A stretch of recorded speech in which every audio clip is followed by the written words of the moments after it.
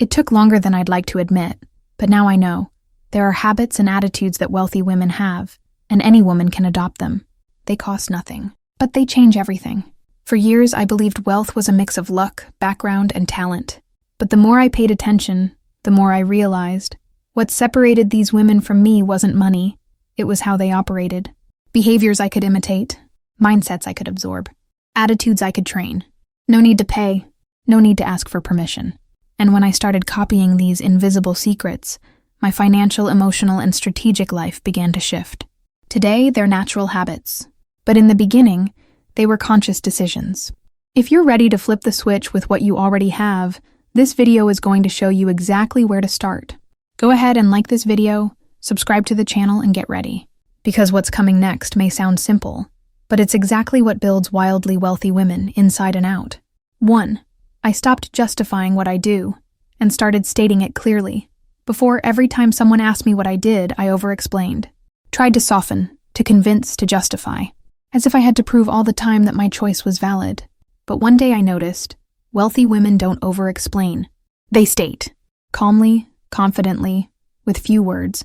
So I decided to try. Next time someone asked, I said, I'm a digital strategist. I build structures that grow revenue, period. No but, no I'm trying, no I'm just starting out. It felt awkward at first, but powerful. And the more I stated it, the more the world responded with respect. Because the world listens to those who speak with conviction. This is one of the simplest and most impactful secrets I've adopted. I stopped explaining. I started positioning. Are you still asking for validation? Or have you realized that how you present yourself defines how you're perceived? Comment below. I state who I am without asking for permission. If this habit needs to become part of your daily life right now. 2. I started listening as if every conversation had hidden gold. I used to listen just waiting for my turn to talk. I'd reply quickly. Wanted to show I knew things. But when I began observing truly powerful women, I noticed something subtle. They listen differently. They pay attention. They look you in the eye. They pause on purpose. And they respond with precision, not speed. So I decided to practice. At the next meeting, instead of thinking about what I'd say, I dove into what the other person was saying, took notes, breathed, asked questions before giving my opinion, and for the first time, I noticed nuances that used to fly right by. It changed my relationships, my sales, my leadership, because listening well gave me access to pains, desires, and decisions that were right there, but no one saw, because everyone was too busy talking. Now listening is my edge, because those who listen better, sell better, lead better, decide better. Are you listening to understand or just waiting for your turn to speak? Comment, I listen like I'm searching for gold. If this simple habit could transform your presence starting today. Saying, I learned to sit in the front, even when I felt like I didn't belong whenever I entered a new space. Events, meetings, trainings. I'd pick a seat in the back. Felt safer, less exposed. But one day, watching how the most impactful women behaved, I understood. They take up space. And they don't ask for permission. I decided this couldn't be just a detail. It had to become a decision. I started sitting in the front, raising my hand, asking questions, even when insecure, even when scared of sounding obvious or out of place. And to my surprise, no one gave me weird looks. No one laughed. What actually happened was the opposite. Doors started opening faster. Connections got stronger. The way people saw me changed. Because the world reads signals, and sitting in the front is one of them. Today, wherever I go, I choose the seat that matches the woman I want to be, not the one still afraid. Are you hiding in the back, or have you realized that presence begins with posture? Comment, I choose the front seat. If this reminded you that presence isn't requested, it's claimed. 4. I organized my routine like a CEO before I had a team. My schedule was a mess. I kept saying I didn't have time, but I'd spend hours on Instagram, accept unnecessary meetings, and end the day feeling like nothing truly important had been done. Until one day I stopped and thought, if I behave like someone overwhelmed and disorganized, how can I expect to grow? That's when I decided to run an experiment. Organize my week like a CEO would, even if I was alone, even without a team, even if I wasn't there yet. I blocked out fixed hours for production, creation, and strategic decisions. Set no meeting days, cut out tasks that brought no return, and created morning and evening rituals as if I were leading something much bigger. The result? My focus increased. My exhaustion decreased. My productivity skyrocketed. And the most surprising part? Opportunities started coming in at the same pace my routine began to align. Because behavior always comes before results. Always. Are you treating your week like a disorganized doer or like a leader in the making? Comment. I treat my routine with CEO vision. If this habit pushed you to take more control. I learned to talk about money without shame. And it changed everything. For a long time, just hearing the word money out loud would make me freeze. I avoided talking about prices, felt awkward charging for my work, and guilty for wanting to earn more. It felt like wanting wealth was something I had to hide. But watching truly wealthy women, I saw they treat money for what it is. A resource. A tool. A data point. Not a taboo. I decided to change that in myself. I started practicing speaking about numbers naturally, said my prices without fear, spoke my goals out loud while writing them in my notebook, talked about revenue with people on the same growth path, without shrinking myself, without justifying. The impact was immediate. My conversations became more mature. My clients started respecting me more, and I began to show up as someone unafraid to prosper. Today I talk about money with respect, clarity, and objectivity, because I understood if you can't talk about it, you'll never be able to multiply it.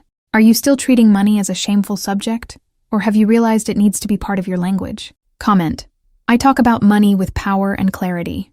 If this habit could change your relationship with your own wealth, and I learned to praise myself out loud, before the world clapped. For a long time, I waited for recognition, waited for someone to notice my effort, my work, my transformation. But that rarely came. And when it did, it was never as big as I hoped. Then I realized, if you live waiting to be validated, you live at the mercy of other people's attention. So I flipped the script. I started praising myself out loud. In the mirror, after a big delivery, at the end of a productive week, I'd say, "You were excellent. This turned out amazing. I'm proud of myself." At first it felt silly, but then it became a habit. And that habit started changing how I saw myself, how I treated myself, how I showed up. Because praising yourself isn't arrogance. It's identity reinforcement. It's a reminder, I'm growing, and I see it happening. Today, external recognition is welcome, but never again necessary, because I learned to be my own applause. And that changed the energy I bring to the world. Are you still waiting for applause? Or are you already recognizing yourself with courage? Comment. I celebrate my progress with pride. If this activated a new way of seeing yourself. 7. I started treating every small win as proof I'm ready for the next level. In the past, I only valued the big things. The reached goal, the round number, the public recognition. Everything before that was ignored. It's not enough yet, I'd say. And just like that, I'd miss out on small wins that could have empowered me. But watching women who truly grow in a solid way, I saw a pattern. They celebrate even what seems small, because they know every step is part of the whole. So I started doing the same. A client compliment? I took a screenshot. An unexpected sale? I wrote it down. A good idea? I appreciated it. A productive day? I acknowledged it. And the more I validated these micro wins, the more I felt I was making real progress. Not in the future. Now. Already. This habit changed my energy, changed my discipline, because nothing motivates more than realizing you're moving forward, even if the world hasn't noticed yet. Today I treat every win as a seed, and I know the wealthy woman I'm becoming is already growing inside the version of me that exists today. Are you waiting for a milestone to feel ready? Or have you decided to see greatness in what you already do? Comment. I recognize the value of every step. If this shifted your perspective on your own journey. 8. I started saying no quickly, and yes only with strategy. For a long time, I said yes to be polite, out of fear of upsetting others, not wanting to seem rude. But every yes I gave without thinking was a no to my focus, my time, and my growth. Wealthy women I observed have something in common. They're quick to say no, and very selective with their yes. I adopted that pattern. When something didn't align with my priorities, I declined firmly. When an opportunity came up, I asked, does this bring me closer or distract me? And I began to trust that respecting my time is respecting my future. This habit changed my schedule, my energy, my clarity. Today, if it's not part of the plan, it doesn't get in. Because growth needs space, and space is created through boundaries. Are you saying yes out of fear, or deciding with intention? Comment. My yes is strategic and my no is quick, if this reminded you of the power of being selective. 9. I treated my image as a reflection of my vision, not my vanity before. I'd only dress up for something important. Just to please. Just to impress. But I started noticing that wealthy women care for their image differently. They don't dress for others. They dress for the version they're building. I changed how I dressed, how I spoke, how I carried myself, not out of vanity, but out of identity. I chose clothes that matched the woman I want to become, adopted a more grounded posture, got rid of the whatever mindset in my appearance. And the result? My positioning became clearer. My meetings flowed differently. People listened to me more, because I was showing up as someone serious about her growth. Today, I wear my vision, and that speaks before I say a word. Are you dressing in a rush or with presence? Comment, my image reflects my vision, if this sparked something about how you show up. 10. I simplified my path, so I could speed up without stalling. The biggest mistake I made in the beginning was complicating everything. 1,000 ideas, 1,000 strategies, 1,000 versions of myself, and nothing flowed. Because too many options cause confusion, and confusion blocks progress. When I looked closely at the women growing fast and solid, I saw something that changed everything. They do fewer things, but do them incredibly well. So I stopped, chose one product, one audience, one communication line, and followed through with intense focus. That's when things started to move. Fast, smooth, real. Today I don't chase variety, I chase depth, and that's what drives real results.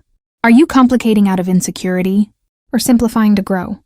Comment, I simplify to accelerate, if this helped you let go of the excess. When I truly started observing the behavior of women who had already achieved what I wanted, I realized something that changed how I move. Most transformative habits don't cost money. They cost a decision. And that's what I did. I transformed how I speak, listen, plan, decide, present myself, manage, and simplify. All with what I already had. Without waiting for the perfect setup, without needing anyone's permission. None of this cost me a cent, but it gave me back authority, focus, self-esteem, and results. Because nothing changes by chance. Things change when you do. If this script sparked something in you, comment. I apply the invisible secret starting today. I want to know who's ready to do the simple things, with power. And of course, like this video, subscribe to the channel now, and send it to a woman who needs to start with what she's got. Because the secrets are here, and now they're in your hands too.